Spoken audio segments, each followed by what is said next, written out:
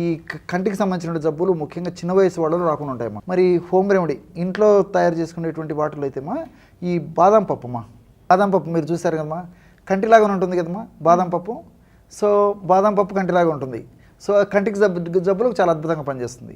బాదం పప్పు పొడి, అదేవిధంగా సోంపు గింజల పొడి, అదేవిధంగా పటిక బెల్లం పొడి ఈక్వల్గా కలుపుకోవాలమ్మా.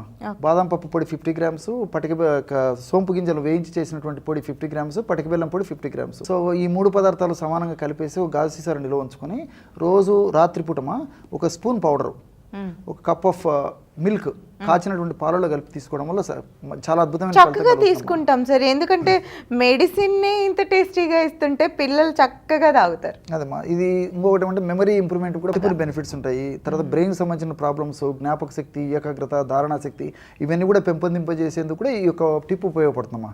సో కంటికి సంబంధించిన జబ్బులే కాకుండా నేను చెప్పినటువంటి పద్ధతిలో ఈ మెదడుకు సంబంధించిన ప్రాబ్లమ్స్ రాకుండా ఉండేదాన్ని కూడా ఈ యొక్క బాదం పప్పు, తర్వాత సోంపు గింజలు, తర్వాత పటిక బెల్లం కలిపి తయారు చేసుకున్నటువంటి మెడిసిన్ పనిచేస్తుంది.